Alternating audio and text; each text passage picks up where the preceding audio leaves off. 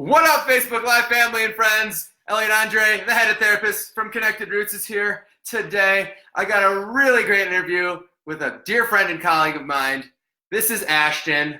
Go ahead and introduce yourself, Ash. Tell us what you're all about, what differentiates you from the field.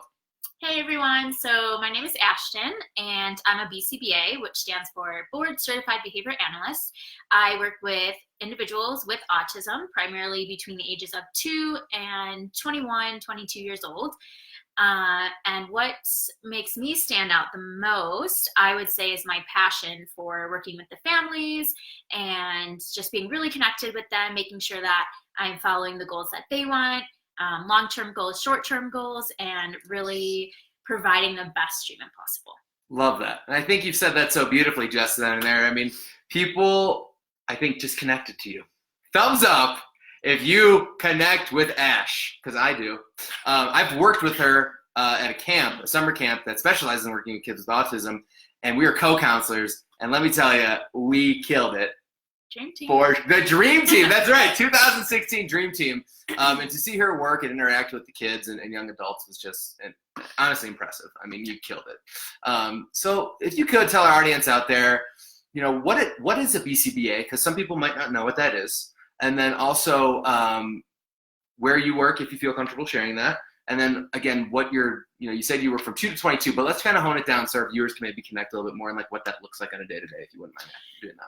Sure. So, what up, Lindsay? Sorry, just had to say hi. Hi, hey, Lindsay. So first, my specific clients, my youngest is 3 and my oldest is 10. So while in my caseload now, I don't have any kids older than 10, some of my colleagues do. So depending on what the skill deficits are, what the strengths are, that's going to determine what type of programming we implement. Mm-hmm. So we're going to have those skill acquisition programs. So it could be anything from daily activities of living, so hand washing or toothbrushing or hair brushing, anything like that. Or it could be something that's more on the fine motor skills or the gross motor skills that are going to help with other areas of functioning. Totally. That makes sense. Day to day, like what does that look like? Oh, day to day. Yeah. So depending on the ages and whether the child's in school, mm-hmm. or depending on if they've had therapy in the past, some kids might come to us for 40 hours a week. Wow. That's a lot of time. That's a lot of work. Right. Some kids might come to us for only 10 hours a week. So say some kids that come for social skills only, they might only come for 6 to 10 hours a week. And then we strictly focus on social skills. So that might just be asking to join a peer group during a game or introducing yourself, having a conversation, having reciprocal conversations. Some other clients that I have are so that's for the social skills lower hours. For higher hours, some kids might, like I said, come 40 hours a week or go to school and then come to us, or come to us and then go to school. So they might have what we call a more intensive programming. Sure. And they would have academic goals.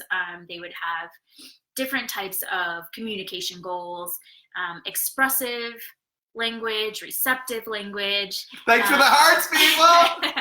And things like that. So there's a lot of different skills that we work on. How do you facilitate that, honestly? Like when you're saying all this, like I'm imagining like there's kids in a room. Is it group? Is it individual?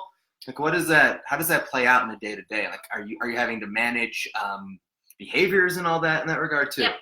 So on top of skill acquisition programs, we have behavior reduction. So with ASD, typically you'll see problem behaviors. So that could range from really low magnitude, say hitting or kicking or pinching, something like that, to SIB, which is self-injurious behavior. So they could headbang on the floor, they could headbang on a wall, they could bite you, they could bite themselves, things like that. So on top of teaching them skills, teaching them appropriate replacement behaviors, we're decreasing those inappropriate Got it. behaviors that may be harmful to them or to other people. Okay, that makes sense. And each one of the kiddos that we see has a one-on-one therapist. Got it. And that is for the social skills kids who only are there for a couple hours, and also the kids that are there for a long time. Got it. So you're obviously collaborating with the schools then, in that sense of like talking to their therapists at school, as well as their outside therapists and what have you. But in terms of ABA or in that space, like what is that? How do they translate that in your eyes, like to home when they're like doing the therapy? Because I feel like I've worked with a lot of people, you know, especially at camp, we're like, we're going to do these things, we're going to follow these rules, we're going to go over ABA, and then it seems like, for what I've known, sometimes it should translate to the house or to the home, to the life. What do you think, you know, if you could give our viewers out there some ideas of what that might look like or tips and how to like really hone in on that in that therapeutic setting, but also bring it home if you could let us know about that, that'd be cool. Yeah, so we really focus on parent training. There you go. Perfect. So that's what I was looking for. On top of working with the kiddos every single day, day in and day out for all of those hours, we also bring the families into the center. Amazing. We go into the homes to make sure that the parents are implementing those behavior reduction goals. Love that. Keeping up with, you know, demanding is what we would call like requesting. So if the child has low vocalizations, working on having them ask for what they want rather than like hitting you to get what they want. So we want that communication to be there. Okay. So training, parent training is very, very important. And we do monitor those goals, and we have sometimes weekly meetings, bi-weekly meetings, monthly meetings with the families. So that's something that we really focus on, so that it can generalize those behaviors and those skills can generalize from environment to environment. I think that's, I've never been a part of an organization working with a lot of people with autism over the years that actually takes like that holistic approach. And I don't know if that's only the organization you work with or others. I just think shout out to them, you know, thumbs up if you think that's cool, because I really do. I think that's super important to anybody really for continued care and really reaping the benefits of what you're doing, especially with parent coaching. You know what I'm asking, has there been ever an experience like where parents are just not on board?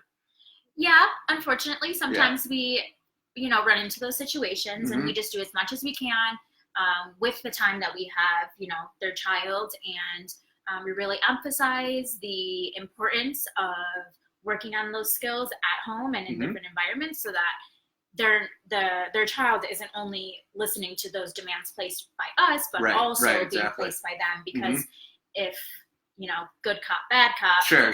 No, that splitting is probably pretty regular with a lot of people. Sometimes it can be, but for the most part, I have some really good parents. That's amazing. So. That is good.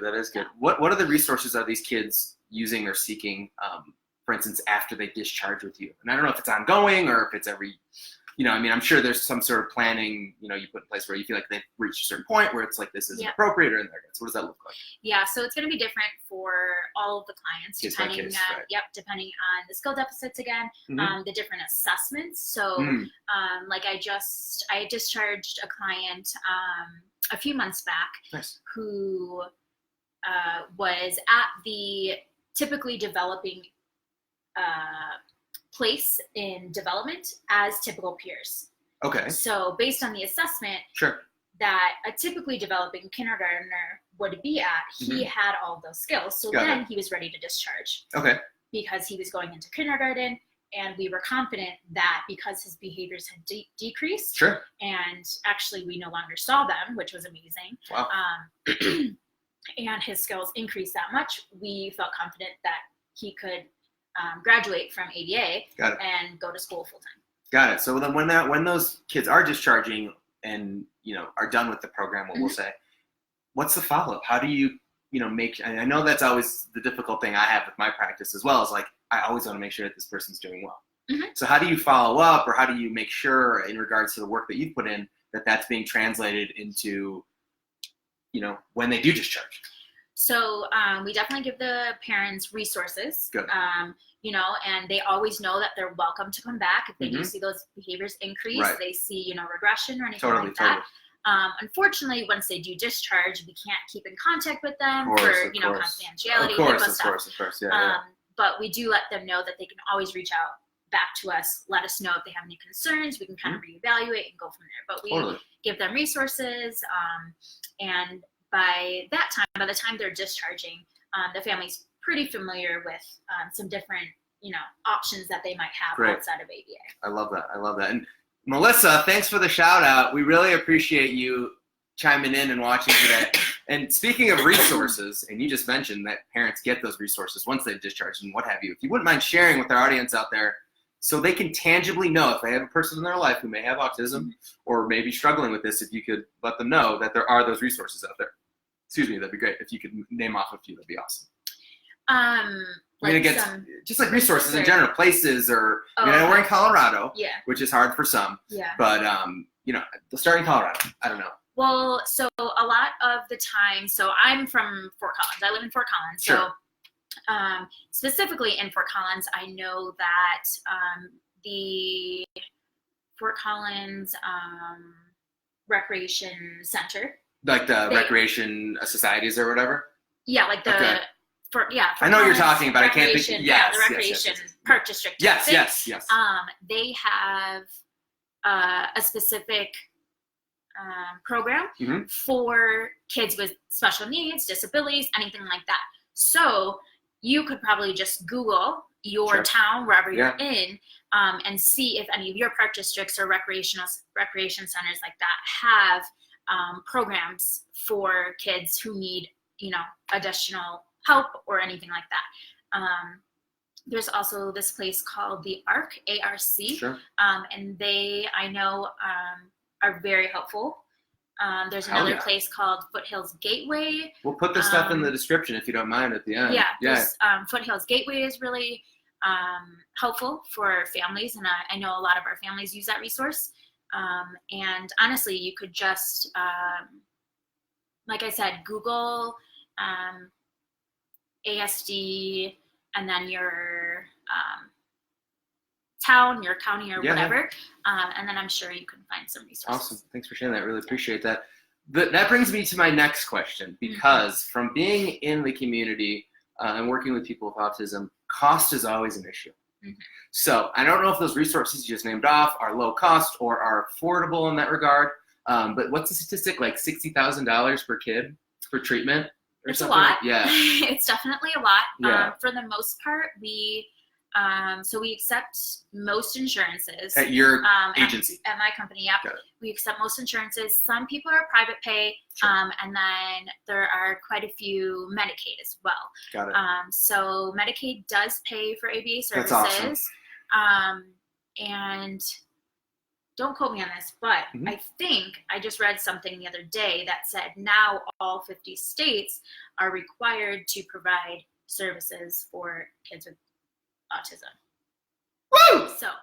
Okay, that's cool. We're not going to quote her, but I believe it. So don't quote me, but okay, I'm going to research that again. But okay, I think very cool. now all 50 states are on board with. That's amazing. Getting kids services that they need. Hell yeah.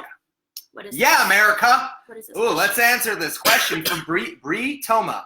She says, I assist with a student, college age, who's been struggling with his eating habits. I have a feeling he's a closet eater at home, but he refuses to eat while he's at school with us. Do you have any ideas or tips for this kind of situation? I think it's a great question, Ashtynn. Why don't you take it away? Thanks for the question, Bree. So, I think it would be, the first thing you would need to know is he actually eating at home? Is there some type of permanent product? So are there wrappers? Is there a box in the pantry that had 8 granola bars and now there's only 2 granola bars? So you have to know that first. By knowing that, then you can talk to, well, this is a college kid, so I'm not sure if you're in contact with the parents, but if there's any way to know, other than from him, if there's any way to know that information. Right. Because I'm not sure that you would get accurate information from that individual. Totally. So the reason I say that is because if this individual is eating outside of school and he comes to school, he's already satiated on the food. So if he's eating the food at home, he's not going to want to eat the food at school. So that's what I would say for that. I think that very first step is you have to be sure that he's eating elsewhere. Sure. That makes sense. Yeah. Awesome. Thanks for the question, Bree. We appreciate that in the comment below. Awesome. Ash, is there any other resource out there that you think you could give to other people in like a more broader spectrum of like what, or like if someone can't afford ABA, like what could you say they could do at home, you know, if they can't afford that in that regard? Does that make sense? Yeah. So I think definitely seek out treatment. Yeah, of course. Yeah, that's what we're going to say. The earlier the better. Right. Early intervention is key. Mm-hmm. So the younger the individual is, seek out those resources as soon as possible. If for whatever reason you can't somehow get the funding or insurance won't pay, something happens, some life event, I would say some of the most important things are consistency. Yes. Across individuals responding to the individual with autism or any other developmental disability. Totally. And so consistency, I just had one and I lost it. Okay. Structure. Mm-hmm. Structure is huge. So if we think about our day-to-day life, we probably go through the same routine with minor changes here and there that get us through the day. And then by the end of the day, we just go to sleep and wake up and do it all again. Yeah. So structure is very important. With that comes rigidity, but that's a different topic. Rigidity is all included. We're all rigid, no matter who we are, what we do, okay? Yeah, maybe people with autism might take it to an extreme sometimes, but that's their way of coping, right? It's what makes them feel good, no? So generally. So yeah, consistency and that that schedule, that structure. Those are really important to do. Helping the individual communicate as best as possible, because a lot of the times what we see is they might just be really frustrated that they're trying to get across something. They know what they're saying. You know, this individual, this little kiddo knows exactly what he's asking for, right, but you don't know what he's asking for. So really working on communicating, giving them all types of resources that they can use to ask for what they want or what they need, things like that. I think that's huge, communication, just those tangible things that you described, structure, communication, and I forgot the last one already too. God, my brain is consistency. I think it's super helpful for those out there who just want to integrate that into their lives wholeheartedly. I think is super helpful. Awesome. I think with that being said, any questions out there? Thumbs up if you liked what we talked about today. Shoot them this way. In the meantime, Ash, thank you so much for being here. I really appreciate you. It's so cool to see you in Colorado doing your thing, making a difference, and providing such great resources for so many people out there. Until next time, people, thanks so much for tuning in. Catch you later. Bye now.